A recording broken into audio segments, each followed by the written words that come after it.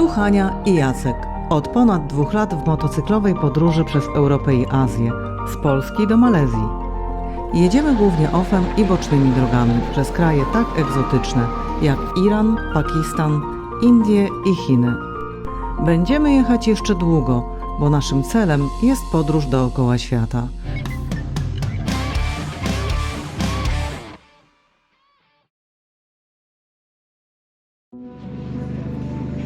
W czerwcu 2024 roku kończyliśmy eksplorowanie Nepalu. Monsun rozszalał się już na dobre, spowijając góry mgłą. Drogi zamieniły się w błotne lodowiska, a my kierowaliśmy się do Indii, do granicy Siliguri. Stamtąd chcieliśmy pojechać do stanu Sikkim. Liczyliśmy na piękne widoki, które moglibyśmy podziwiać z asfaltowych dróg i na poznawanie kolejnego zakątka Indii. Granicy Siliguri jednak nie przekroczyliśmy. Passport?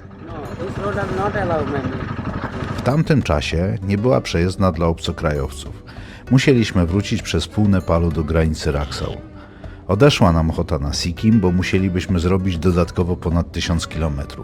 Teraz kierujemy się w dół do Kalkuty i Bangladeszu. Kiedy zjechaliśmy z gór, uświadomiliśmy sobie, jak bardzo zmieniła się pogoda w dolinach. Było tak gorąco i lepko, że trudno nam było wytrzymać w kaskach i w motocyklowym stroju. Do tego padało 2 razy dziennie. Podczas jazdy pot lał się strumieniami po twarzy i plecach, a na koniec dnia byliśmy fizycznie wykończeni upałem. Postanowiliśmy zrobić przerwę w podróży, aby przeczekać najgorszy monsun. Nasze motocykle zostawiliśmy w Kalkucie, a sami przylecieliśmy do Polski. Nie wytrzymaliśmy jednak długo bez rumaków. Umówiliśmy się z MX Moto, że udostępnią nam 2 sztandarowe modele Kowe, abyśmy mogli na własnej skórze sprawdzić, czy chińskie motocykle tej marki to dobry wybór dla podróżników ADV.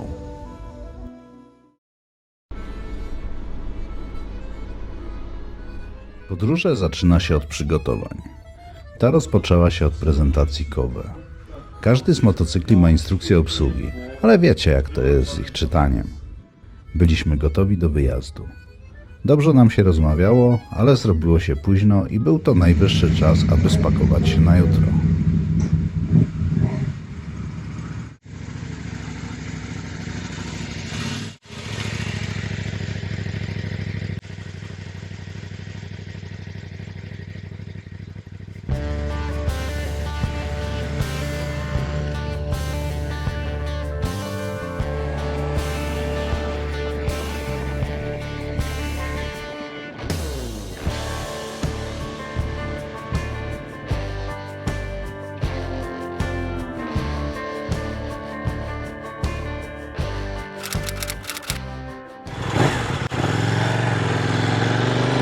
Jest 10:45, 11 lipca, no i rozpoczęliśmy naszą przygodę po Polsce. Nie leżymy ze sobą jeszcze dobrze, a jest, myślę, z każdym metrem coraz lepiej. Ma troszkę inną geometrię od mojej tenerki. Hałasuje okrutnie, ale jest mega żwawy. No więc oczywiście dzisiaj wyjechaliśmy znowu trochę za późno. Tak wszystko przez to, że nie mamy tutaj całego settingu do motocykli. Trudno nam było umocować bagaże. No a teraz musimy trochę naginać. Bo jesteśmy spóźnieni! Skierowaliśmy się na autostradę A1. Według nawigacji 300 km z Katowic do Warszawy mogliśmy pokonać w 2 godziny i 50 minut. W Azji nie ma dużo autostrad, a jak już są, to prawie zawsze jazda motocyklem jest zabroniona. Tak, nie wolno jeździć motocyklami po autostradach w Azji. Tak jest w Pakistanie czy Laosie. W Chinach można jechać autostradą, ale solo, z pasażerem już nie. 100 km w godzinę. Zwykle potrzebujemy na taką odległość od 3 do 4 godzin i to jak droga jest dobra. W takich momentach mocno doceniam to, co mamy do dyspozycji w Polsce. Po drodze zjazd na jedzenie. Lubię KFC i jadłem je w każdym kraju, w którym było. Uwierzycie, że w Indiach hot wingsy są posypywane dodatkowo papryczką piri piri, bo są niewystarczająco pikantne? Niestety nie udało się tak, żeby nie miało dodatkowej tutaj przyprawy. No to czerwone, co widzicie, to jest chili. Wybraliśmy drogę szybkiego ruchu, bo nasz czas w Polsce był ograniczony. Mieliśmy zacny plan jazdy oraz chcieliśmy spotkać się z dawno niewidzianymi znajomymi i przyjaciółmi. Pierwszy przystanek Józefów pod Warszawą. Biuro B2Bike. Ciekawe, czy używacie produktów z ich oferty i czy wiedzieliście, że przechodzą przez ich ręce. Kawka i lecimy dalej.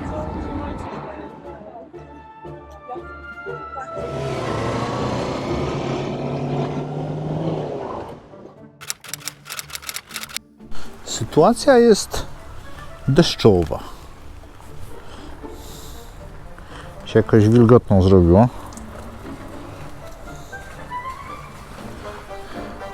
Ale z drugiej strony nie ma takiego upału. A to też jest dobrze. Wygląda na to, że daleko nie pojedziemy, bo naprawdę zaczęło poważnie lać. Przenocujemy się dzisiaj u Oli Trzaskowskiej z Motobells. Ola jest niesamowita. Zadzwoniliśmy w ostatniej chwili tak naprawdę. Cześć Ola, co robisz i czy nas nie przenocujesz? O tak, dobra, przenocuję. Nie jedziemy dalej, bo musielibyśmy rzeczywiście zrobić tak 50-60 km, żeby się dostać w jakieś sensowne miejsce, a w tym deszczu to po prostu nie ma sensu. Także dojeżdżamy tylko do Oli i przy okazji będziemy mieć fajny wieczór. A w tej chwili spacerek. Trzeba zobaczyć, jak się prowadzi motocykl. I prowadzi się, słuchajcie, dobrze.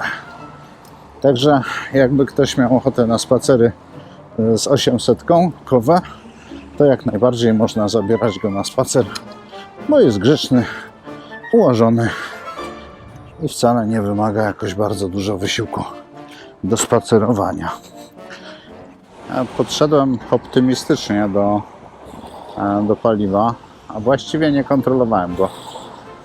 320 km na zbiorniku i to wcale nie jeżdżąc delikatnie, więc nie jest źle.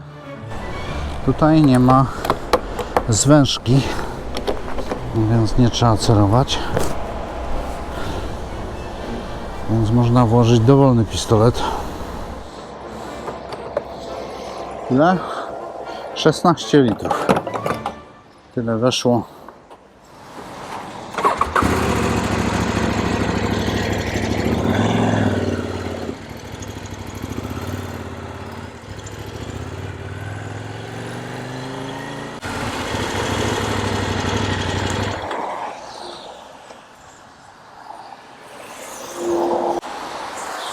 Będę również przeprowadzał, bo nie wiem, gdzie musiałbym jechać.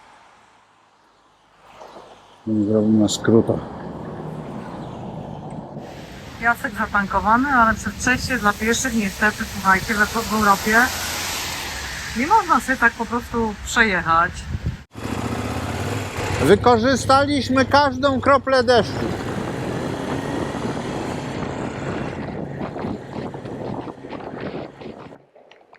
Oho, dzień dobry, dziękujemy.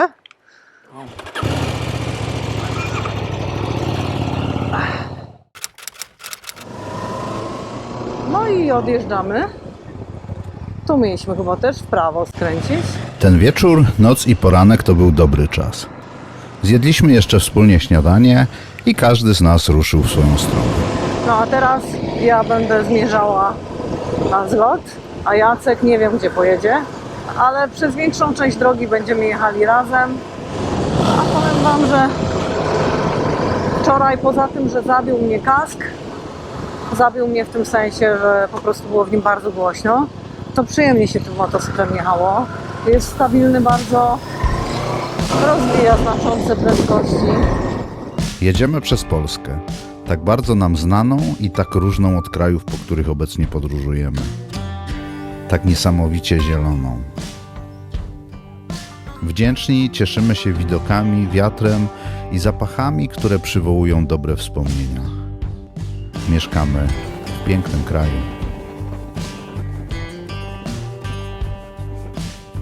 Zgłodnieliśmy. Dokładnie wtedy w punkt pojawia się na naszej drodze smażalnia ryb. Nie byliśmy tutaj nigdy wcześniej, ale uwielbiamy ryby i musieliśmy sprawdzić, czy znajdziemy coś dla siebie. Co Panie dzisiaj mają takiego pysznego? Dzień dobry. A lubi Pani dłubać czy Nie. filet?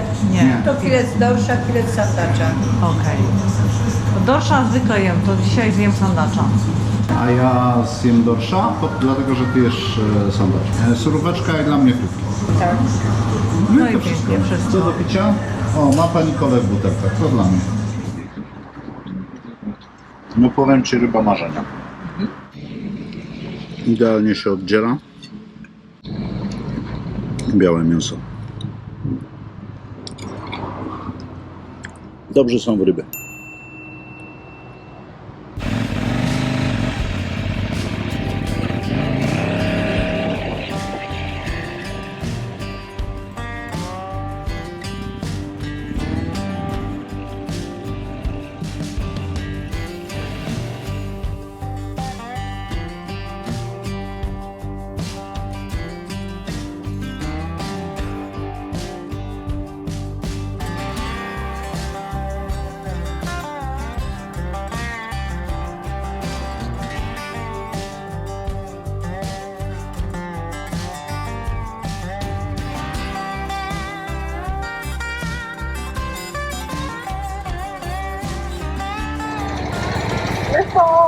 On ma dużo fajniejsze pieczone od tego. Zamieniamy się motocyklami i zgadnijcie co? Tak, w Kowe 800 znów zabrakło nam paliwa. Ale ta 800 jest pelerna, drugi raz mi brakuje paliwa. Mnie się wydaje, że 50% naszych motocykli ma paliwo. Tak, 50% ma. Mam nadzieję, że mi buta nie usmaży, bo wydech gorący. Ale to ja cię za podnóżek popchnę. Będą takie szarpnięcia, dlatego że ja muszę biegi też zmienić czasem. Tak, tak. Więc ja cię rozpędzę, zmienię sobie bieg i znowu dojdę do ciebie. Dobra.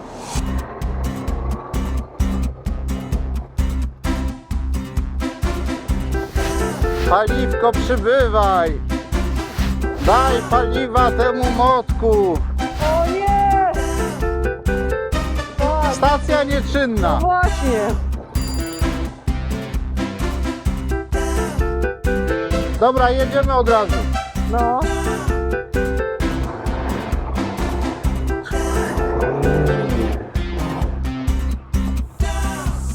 Napędzamy powietrzem. To są przygody. W prawo, tak.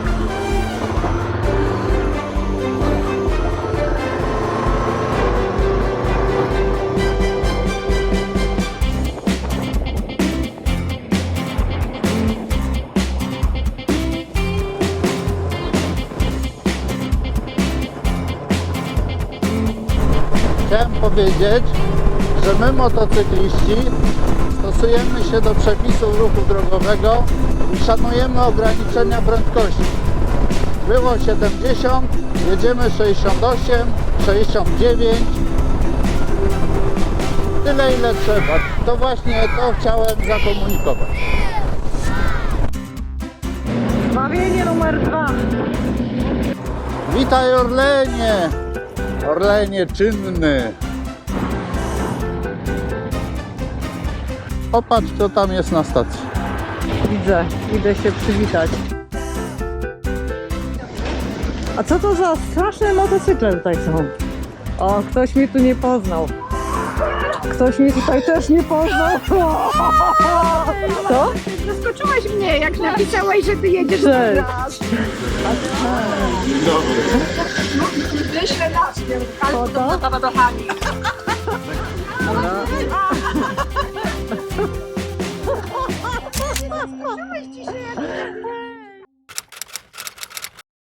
A jeszcze stóweczka i będę u mojego przyjaciela. Hania poleciała drugim kowiakiem za spotkanie z dziewczynami.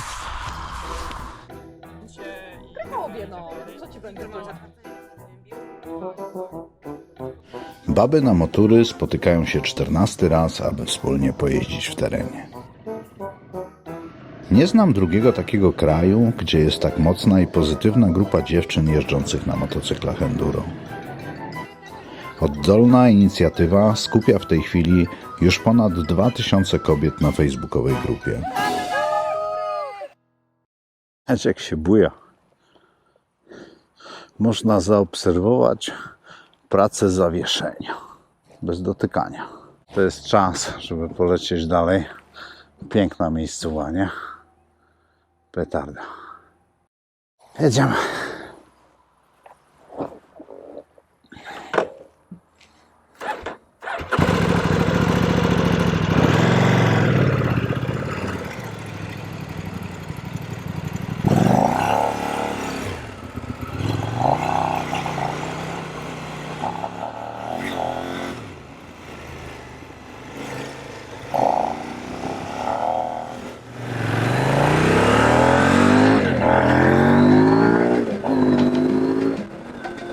Po drodze jeszcze parę razy zatrzymywałem się, aby popatrzeć na zachód słońca. Kiedy jedziemy nad morze, oznacza to jedno. Jedziemy do Pawła. Przyjaźnimy się od 20 lat i choć widujemy się rzadko, to łączy nas szczególna więź. Możemy na siebie liczyć w każdej sytuacji. Wy możecie go znać z projektu na plaży Mega Biba. Zorganizował wraz ze swoją szkołą tańca aż 16 edycji. Tym razem nad morze chodziliśmy sami. Na piasku. Bo na piasku się fajnie siedzi.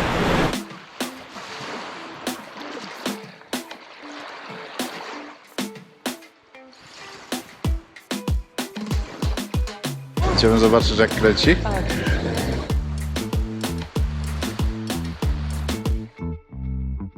Jesteśmy w najbardziej turystycznej możliwej miejscówce w Sopocie. Za Jackiem jest Monciak, za mną jest Molo Sopockie. Z dużą radością wydeptujemy stare ścieżki.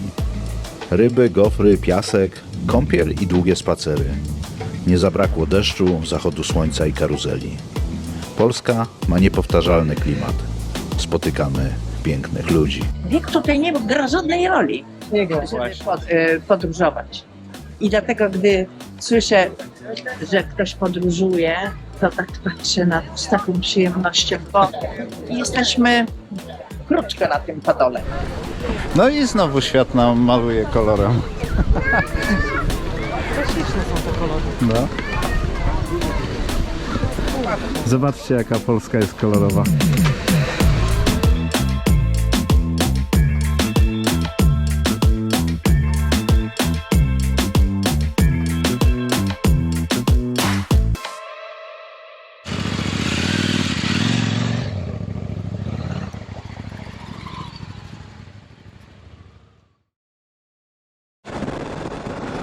Pojawiła się góra piasku. Spróbujemy na nią wjechać.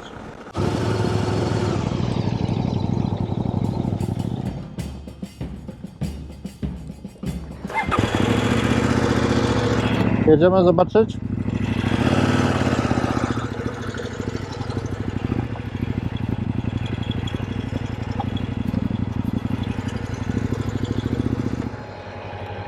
Chcesz tego kowiaka czy tego? Nie no, wiedziesz tam, ja bym sobie wyłączyła tła bez.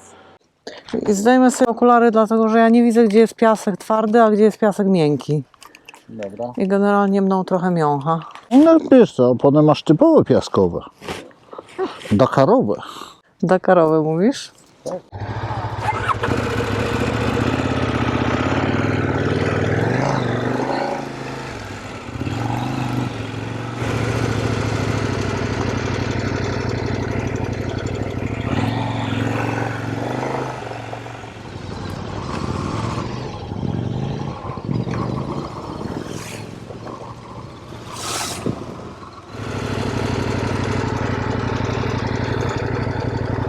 Chyba dalej jeszcze.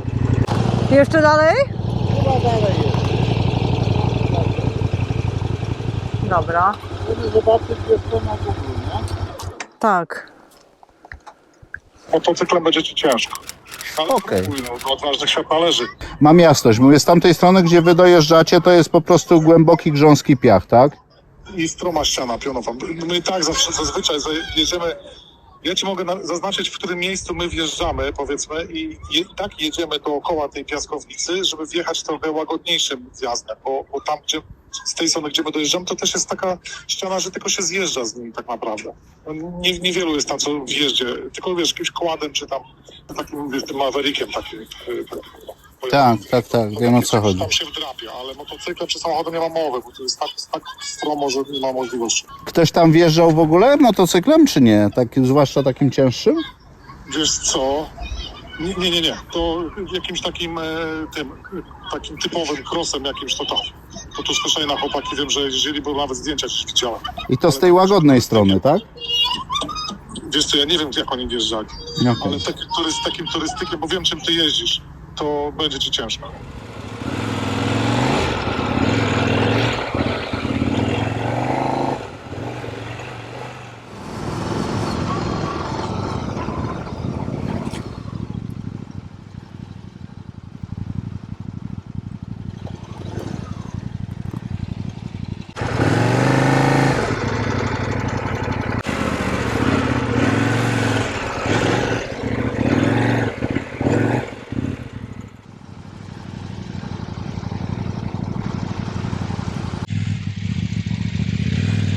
Pięknie.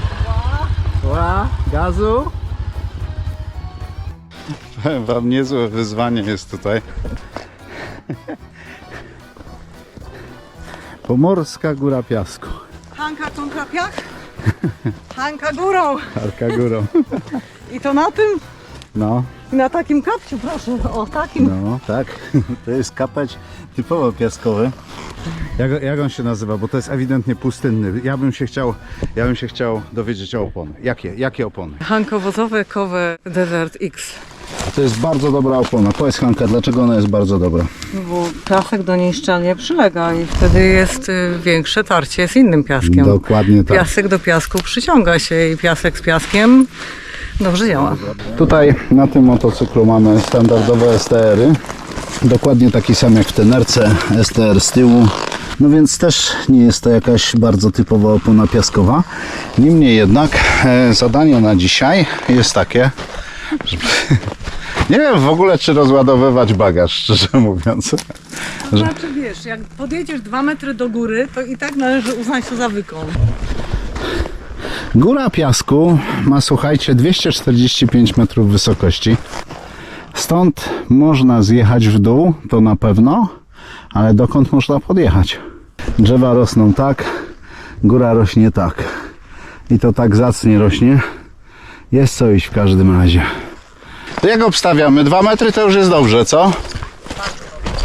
4 metry? 4 metry to już tam trzeba dyplomy odbierać wtedy, wiesz? Dyplomy odbierać, nie? No.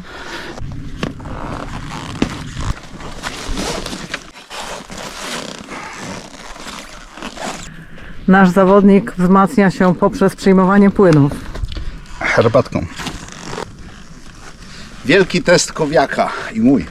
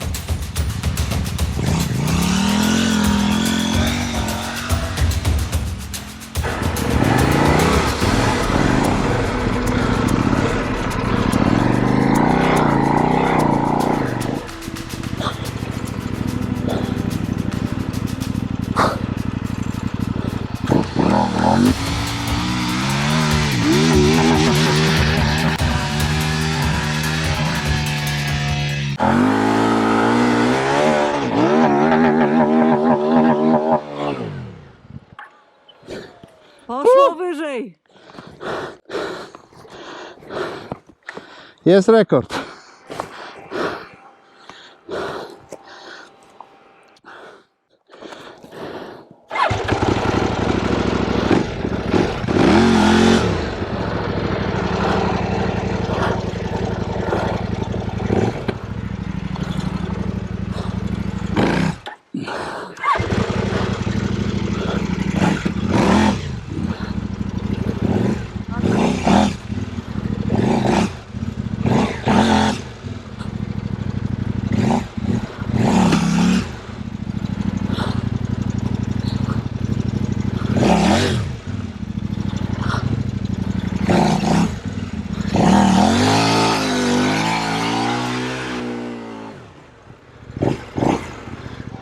Powiem Ci, że on jakby miał oponę, to ma na tyle mocy, żeby tu iść.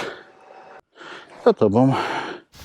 Za tobą, bo ty jesteś szybsza, bo masz szosowy motocykl, nie? Proszę cię.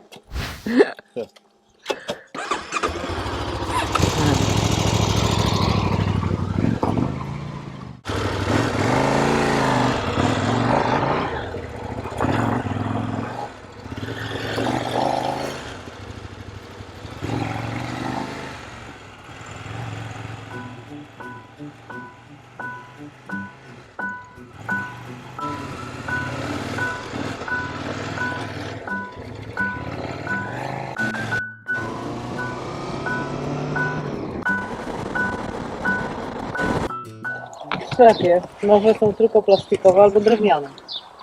Ale pod sklepem panowie jakoś tutaj jak powiedzieliście, że nie mamy noża, no to od razu zaoferowali, że pożyczą nam nóż.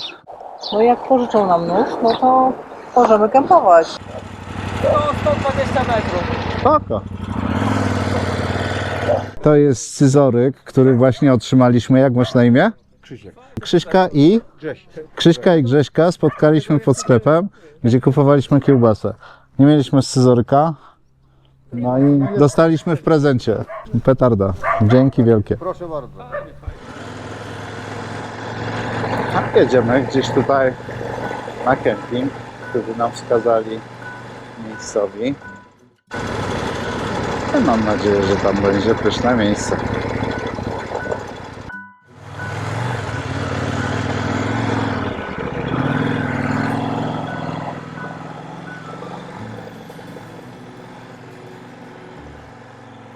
Chyba jedziemy, zbliżamy się do jeziora. Tak mi się wydaje też. No, dobra, to jedziemy dalej.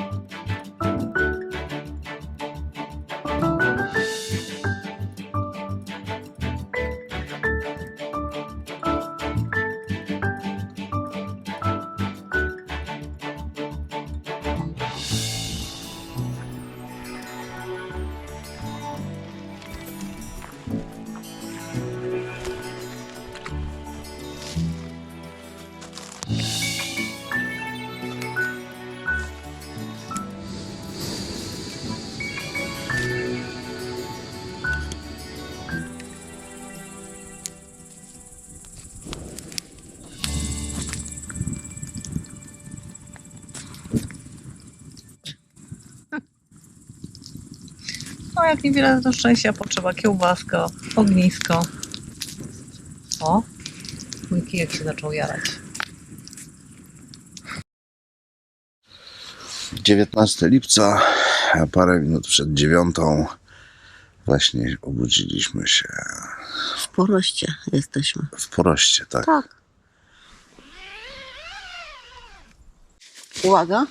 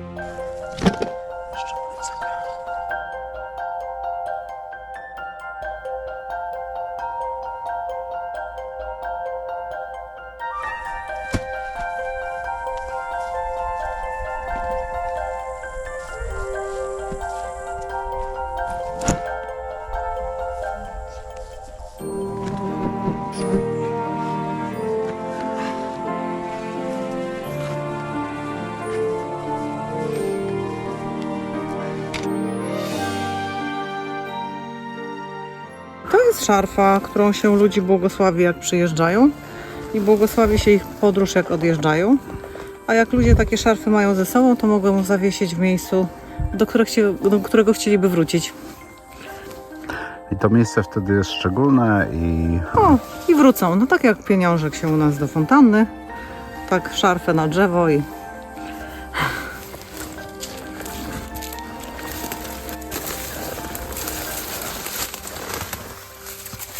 Spróbujemy na wyższym.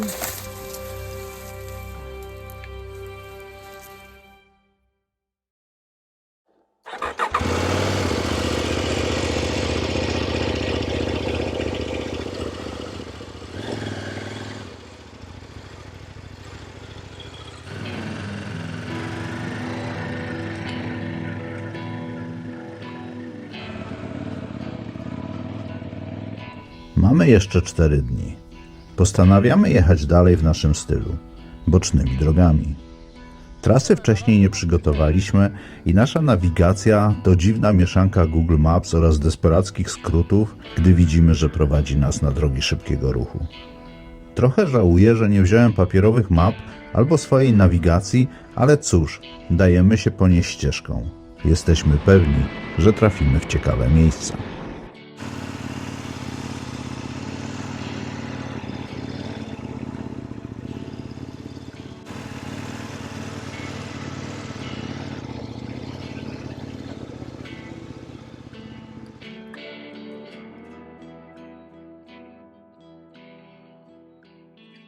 Borne Sulinowo. Borne Sulinowo bardzo się zmieniło, bo to wszystko było koszary kiedyś. Jesteś w centrum wyłączonego z Rzeczpospolitej Polskiej rejonu dla naszych przyjaciół Rosjan. Wtedy Związku Radzieckiego. A tutaj były wszystkie imprezy się odbywały. Bywałeś? Nie miałem wtedy jeszcze własnego czołgu. Chodź, zerkniemy tylko do środka i lecimy dalej. Borne Sulinowo to jedno z najmłodszych miast w Polsce. Zostało odtajnione w 1992 roku. Wybudowane w latach 30. było zapleczem poligonu i koszarami dla szkoły artylerii Wehrmachtu. Podczas wojny były tutaj obozy jenieckie, w tym obóz dla oficerów. To tutaj trafiła duża część pojmanych żołnierzy Powstania Warszawskiego. W 1945 roku, po II wojnie światowej, Borne Sulinowo, choć znalazło się w granicach Polski, zniknęło z map. Zostało wraz z przyległościami przejęte przez Armię Czerwoną. Ogromny teren został utajniony i wyłączony z polskiej jurysdykcji. Do 1992 roku, przez 47 lat, na mapach Polski był to obszar leśny. Szczegółowa liczba jednostek i liczba rosyjskich żołnierzy w Polsce nie była znana polskim władzom. Strona rosyjska nigdy o tym nie informowała. Podając za bornesulinowo.pl, w listopadzie 1989 roku wojska radzieckie użytkowały 6300 różnych budynków, w tym 1400 mieszkalnych, 13 lotnisk wojskowych, w tym 5 zapasowych, jedną bazę morską w Świnoujściu, 23 bocznice kolejowe o łącznej długości 64 km, a także 4 poligony wojskowe zajmujące razem 58 000 hektarów. Według polskich szacunków w garnizonach przebywało około 58 000 żołnierzy oraz nieznana liczba pracowników cywilnych i rodzin. Łączny obszar Polski zajmowany przez wojska radzieckie to około 70 000 hektarów.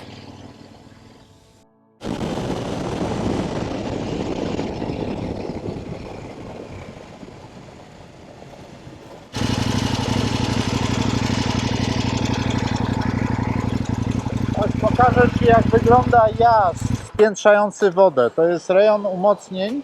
Ja Cię uwielbiam. Chodź, Ty wiesz, że my mamy gdzieś dojechać? chodź. To jest, proszę Państwa, chodź, pokażę Ci Polskę. Chodź, pokażę Ci jazd. Urodziłem się w Wałczu i bardzo lubię pokazywać okolice. A tama na rzece Pilawie to jaz forteczny, który stanowił element umocnień wału pomorskiego. Po otwarciu kanału w dolnej części można było szybko zalać znaczny teren i utrudnić czy wręcz uniemożliwić atak. Obecnie mechanizm podnoszenia zapór jest zdemontowany i jaz nie spełnia swojej militarnej funkcji. Bardzo lubię tu przyjeżdżać. Całe Pojezierze Pomorskie to niesamowicie ciekawy region pełen lasów, jezior i tajemnic.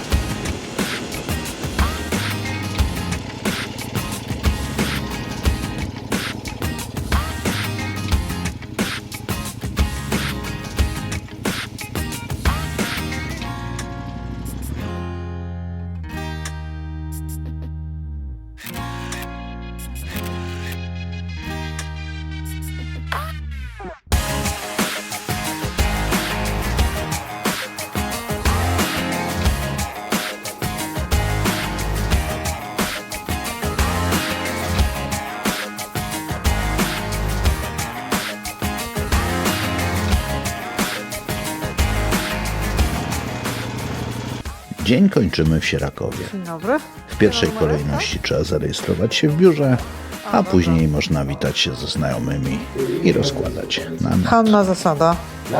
Hanna Zasada. Tak, tak jak ten słynny rajdowiec. Halko! Cześć!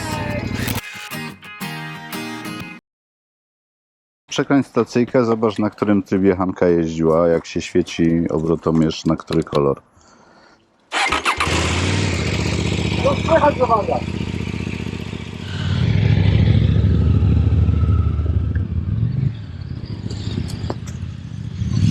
Zostaliśmy sami, mamy całą ich przyczepę dla siebie. Słuchajcie, jak już tam pojechaliście, to zajmujemy waszą przyczepę. Tak. Sorry bro. Mówi się, że wszystko co dobre szybko się kończy. Jednak to od nas zależy, co pozostawimy w swojej głowie. Wdzięczność jest znacznie lepsza od rozczarowania. Dziękujemy my również. Czy znacie Agę i Dawida? Nazywają się po wsi Girki, podróżują motocyklami i organizują duży zlot. Koniecznie zajrzyjcie na ich kanał. Może zostaniecie na dłużej. Wyjeżdżamy już z kempingu. Przed nami 400 z hakiem.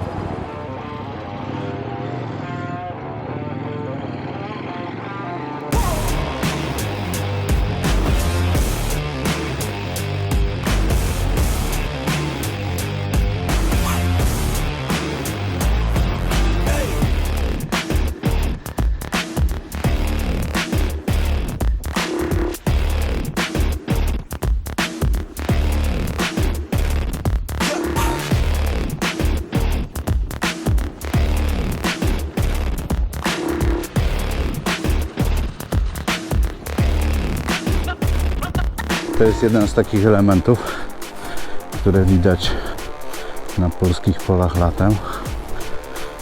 Już po sianokosach. Słoma.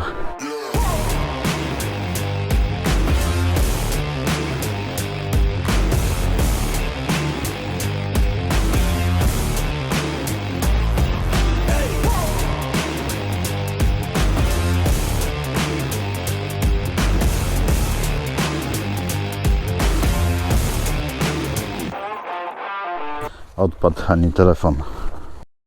O. Odpadło Hani kawałek telefonu. Wyświetlacz. Dobra. Ciekawe, co Hania na to, jak jej podam kawałek telefonu. Sony jest wielowarstwowe. Gdzie byłeś? A wiesz co? No.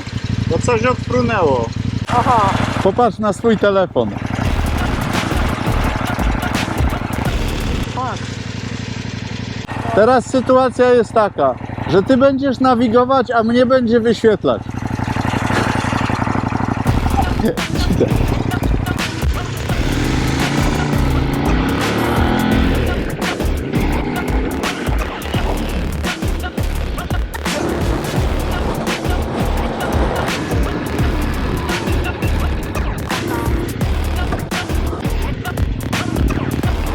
Jakieś awaryjne lądowanie chyba było. Tak? No właśnie, pytałem, czy coś trzeba pomóc, nie? Nie, dziękuję. Awaryjne lądowanie, tak? Tak, po prostu pogoda skończyła się i musiałem tutaj. I co teraz będzie? Ekipa po mnie przyjedzie za parę godzin pewnie. Wózkiem rozłożymy go, złożymy do wózka i wyjedziemy po prostu. Jak długo Od lata? zeszłego roku no i w powietrzu już będę miał tak z parędziesiąt, 50, może 60 godzin. A ile masz lat? 18. No pięknie. Gratulować pasji i trzymamy kciuki, żeby było dalej.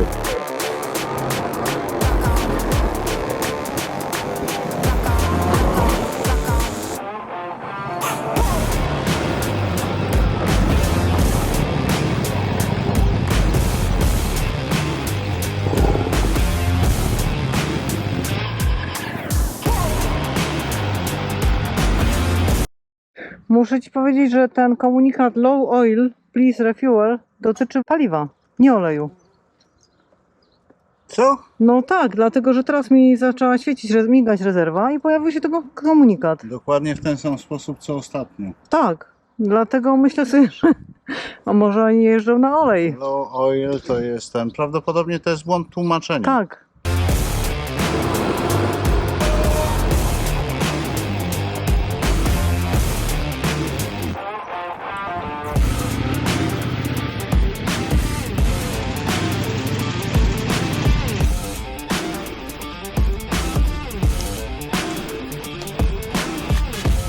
Można sobie było rozłożyć.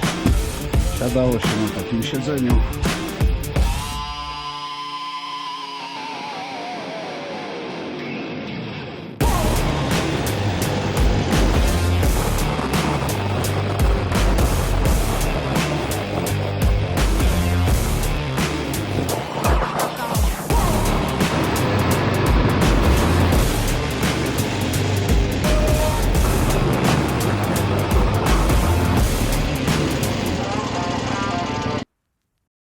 Jedziemy umyć motocykle, bo trochę się nam ubłociły.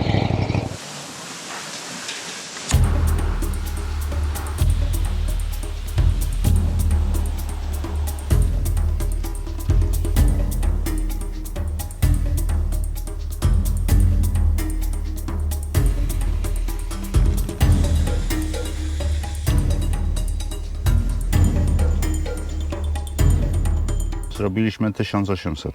1800? Kiedy? Od poniedziałku do czwartku. To chyba dlatego, że ty tak trasy robisz bokami. Koło tych snopków? Dla kogo jest ten motocykl? To super na pierwszy motocykl. Super do podróżowania takiego właśnie trochę bezdroży i głównie drogi asfaltowe. Te procenty są modne, nie? A, 60 Jak na robisz- 30, 20. Jak robisz 70% asfalt, 30% OFA, no to jest bardzo fajny motocykl do tego, nie? Jeżeli robisz więcej tych szutrów, no to wtedy bym popracowała chyba nad pozycją i nad takimi rzeczami. Może bym No ale opony jeżeli zmieniła. robisz więcej szutrów, no to pytanie jest teraz takie, czy to na pewno taki motocykl, a nie ten motocykl. A no właśnie. Czy jechałabyś z pasażerem? A, spokojnie. Pewnie, że tak. Z kuframi, z jakimiś sakwami? Spokojnie. Wszystkim. Jeżeli chodzi o moc, Ma dość mocy. ma dość mocy. Nie zabija, Nie. ale ja miałem frajdę z jeżdżenia, tak? Ma Nie? dość mocy i w ogóle fajnie jedzie. Mamy tu jakieś spalanie? 3,6? 3,6 litra. Kowe 800 to jest dla mnie motocykl dla facetów i to najlepiej jeszcze właśnie z zacięciem takim trochę zawodniczym. Jakiś silny. No ale ma dwa tryby, nie? Ma eko i sport. No tak, tylko one się niewiele różnią. Przełączyłam sobie na to eko, było trochę lepiej, ale zarówno w tym eko, jak i w tym trybie sportowym jest taki moment, że on zaczyna obrotami góra-dół, góra-dół, Falować góra-dół, w dolnym falować. zakresie. I Typowe też dla rajdówek. w ogóle ten silnik mi wprowadza taki niepokój. Zarówno przez dźwięk, jak i przez tą charakterystykę kopa i zamknięcia szybkiego hamowania. To jest fajne. Po prostu dźwięk silnika na dłuższą metę dla mnie jest nie do przyjęcia. Po prostu jest hałaśliwy. Nie przyzwyczaisz się? Nie.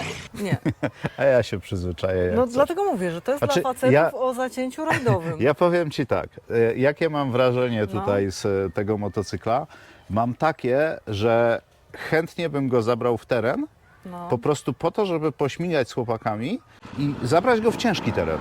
Dlatego, że charakterystyka tego silnika jest taka, że jak mu odwiniesz, no to dzieje się. Tak. I do odcinki idzie moment. Jeżeli chodzi o sprzęgło, dla mnie zupełnie spoko, miękko. Hamulce dobre, wydajne. Dźwięk silnika, w ogóle jeżeli chodzi o wydech, petarda. Chodzi super. Fajnie krztusi się, słychać go basowo, dopala jeszcze coś sobie.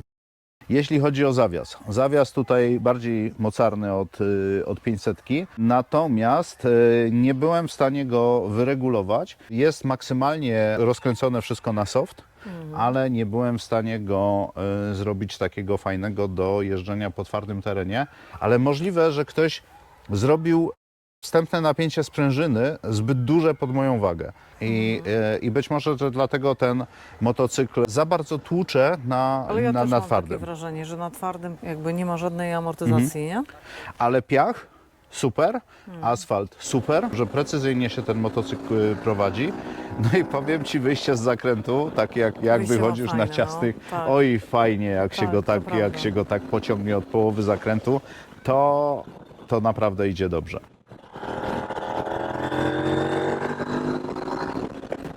Z wad dwie rzeczy. Przenieśli tutaj do przodu wyłącznik świateł długich. W związku z tym, ponieważ ja jeżdżę z jednym palcem, to rękawiczkę ciągle zaczepiałem, więc zmieniałem na długie, jak jesteśmy przy wyświetlaczu. Niewidoczne dla mnie są kierunkowskazy, czy ja mam włączone, czy wyłączone. Tak, i to w obydwu. W obydwu jest No, trudno to tak. zauważyć. To może być nasza specyfika, wiesz? Dlatego, że my... Nie mów tego. No poczekaj, Nie mów. wiesz gdzie jeździsz? No i teraz muszę powiedzieć. No to mów, jak musisz. No generalnie nie używasz kierunkowskazów w Azji i w ogóle nie używamy kierunkowskazów w Azji, bo jest dostatecznie dużo innych rzeczy do roboty i obserwacji, żeby człowiek jeszcze myślał o kierunkowskazach. Ja chciałem tylko powiedzieć, że nie używamy kierunkowskazów, dlatego że nikt ich tam Nikt nie ich używa. tam nie używa i to w ogóle nie ma sensu. Jeżdżąc wężykiem, Tak. to nie wiem, którym miałbym kierunkowskaz włączyć. Wiem, obrotowy. Ale jeszcze jedną rzecz miałem. Regulacja świateł jest tutaj, pod spodem, na śruby. Twój motocykl i mój Tak. mają regulację dostępną od tej strony i łatwo jest wyregulować światła, jeżeli siedzisz na motocyklu, jesteś z bagażem. Te światła oślepiały Tak, na wszystkich, maksa no. wszystkich. I nie mieliśmy ze sobą klucza, żeby te światła przestawić. Była niedziela, późny wieczór. Ja mam podsumowanie. Teraz na podsumowanie pytanie. Jakby nie istniały inne motocykle i tylko te dwa, to które byś wybrał? To ja bym wziął 800. I teraz ty byś który wybrała, jak jeden jest zajęty? No też 800. Ja dlaczego? Tak. Czuć, że ten motocykl jest mocniejszy i on jest po prostu ładny. A wiesz, że ja muszę mieć ładny design. To jest koniec może tego gadania na dziś, nie?